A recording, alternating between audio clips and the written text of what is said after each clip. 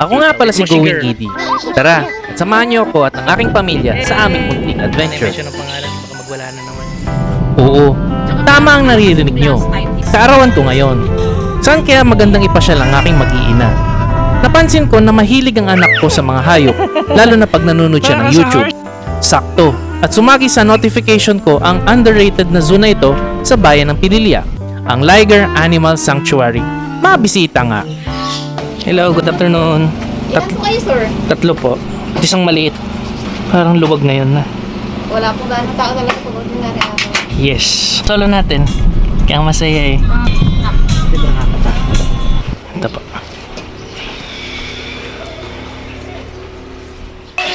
Alright, nandito na kami sa Liger Zoo. Papasyal kami ni Moshi Girl. Hello! Hello! Celebrate tayo ng birthday ko dito with Moshi Girl. Let's go! Favorite mong bird, Moshi Girl?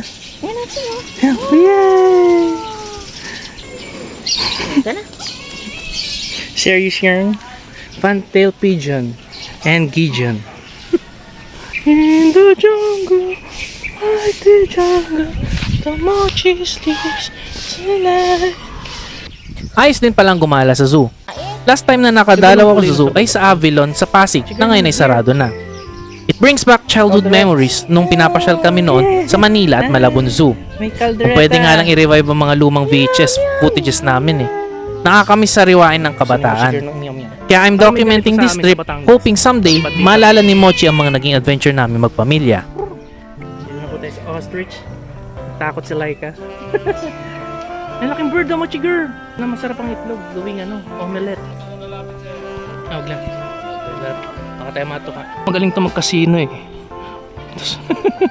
Ganda ang kulay ng aso. Camel. Mochi Girl, kumakain na siya oh. Dalawa, isa yung bukol. Nga eh. Syrian yung dalawang bukol. Babae po yun. Sige pa, sige pa. Musang sa atin. O alamid. Sila yung kumanta ng Your Love. Anong masasabi ko sa Liger Animal Sanctuary? Medyo may kailayuan kung taga Maynila ka. Halos 2 hours din ang travel time at medyo looban ito. Ayos naman ang kalsada papasok. Kulang nga lang sa signages to guide us kung saan ba ito located. The facility itself, ayos naman. I don't expect much. Magastos kasi ang upkeep ng ganitong pasyalan. 20 kilograms pa naman ang kinakain na isang lion kada araw. Perfect siya for field trip. Sayang, di nga lang namin na-experience yung nakasakay sa jeep na pinapaligiran ng mga lion as shown dun sa ad nila. Sumasagot.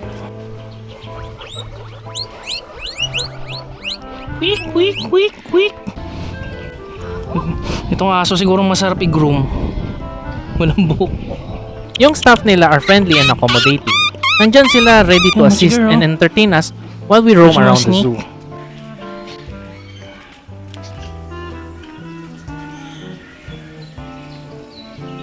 Ganda rin itong Crown Gideon. Hello. The chicken. Pinaprepare na dito yung food. Hinifeed din pala sila. Sila ka na lang pakain namin. Opo, doon maganda sa kabila, nakaharap ko doon. Ming Ming! Oh. Meow, meow, meow, meow. Sige, sabi mo sa lion. Yeah! Hello! Pero once may tao ulit, May papasok yan niya? Tingnan na.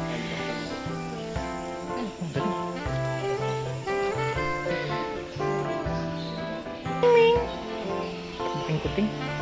Ano mo, girl? Galit. Galit, wala sa mood. Bye. Ayos na naging overall experience. Kung naman nag-enjoy ang mag-iina ko. I hope mas makilala pang lugar to support yung animals here in captivity. Hindi rin kasi murang pakain sa kanila. Siguro, konting plants and landscaping pa. Kasi some parts medyo kulang sa halaman and trees para mas preskong pasyalan sa loob. Ayos. Ano, kumusta mo si girl? Enjoy ba? Feed na po kami ng animal. Nagutom siya sa dami niya nakita. Speaking of nagutom, Tara at puntahan natin ang next destination. I-recommend lang naman sa amin to ni Crisel Creus dahil Instagrammable daw yung place, lalo pag gabi. Kain lang kami. Open daw itong cafe na ito ng 24 hours. Tara, at siyasatin natin ang lugar na ito. Entrance pinababayaran pag dining. Okay, sige. Salamat. Ito, sikat dito yung entrance na yan eh. Paggabi, may ilaw. Oh my God! Giraffe Road nga lang dito.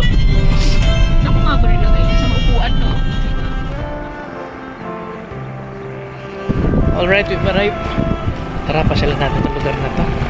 Tingnan natin kung ano meron. Natin kasi itong mga motovlogger. Parang may nakikita akong kakilala eh. Ay, padron. Nakalak padran. Joke. Anyways, hindi ako magdidikit ng sticker. Hindi mo ako motovlogger eh. Mangantila. Mangantila. Tunog Ilocano. Not sure kung related sa word na manganan, which means let's eat. But according sa staff nila ay taga-Pangasinan daw ang owners nito. Who knows? Maganda at presko yung place. Reminds me yung palaisdahan na pinuntahan namin noon sa Malabon nung kabataan ko. The cafe itself is situated along the coast of Laguna Bay sa bayan ng Baras Rizal. Puti weekend kami nagpunta dito. Malamang matao dito on weekends. Kaya na-enjoy ko ang kapayapaan ng lugar dahil wala gaano tao. Charap. Sayang wala akong dalang pang fishing. Mukhang favorite spot itong puntahan ng mga motovloggers and cyclists who does Laguna Loop rides. Buti ibang natakbo sa isip ko. Kung pwede mo mag-camping sa lugar na ito dahil sariwa at presko ang ihip ng hangin sa lugar na ito. Tapos magdadala ako ng fishing gear at iihawin ng mahuhuli. Hello, Moshker.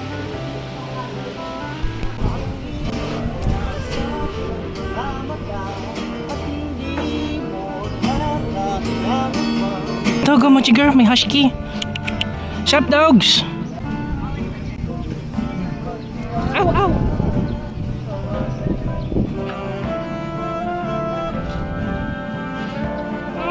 Had.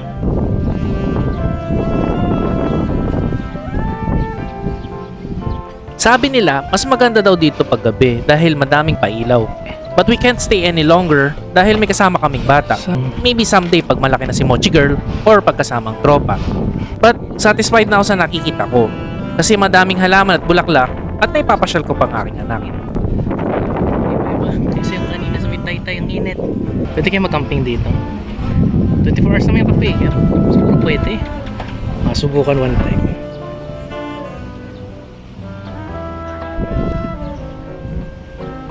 Yung cafe nila ay 24 hours, but yung restaurant daw ay till 9 PM. After kong ipasyal ang aking anak, tara at samahan nyo kaming kumain. Masarap yung food nila. In-order namin yung dinakdakan, pansit at salmon belly sinigang. Masarap at malinam naman pagkakaluto nila. Price-wise, hindi gaano budget friendly. Anything beyond 1,000 meal is mahal na para sa akin. Maybe makakamura pag rice bowl nila ang in-order. Kaso si Mrs. ang umorder at ako nagbayad. Service nga lang nila is terrible. Wala namang ganong tao nung time kaming nagpunta, kaso ang bagal nila mag-serve. Parang tinatamad ang crew sa totoo lang. Hindi sana ako magre-reklamo kaso may service charge kasi and I feel hindi ito worth it.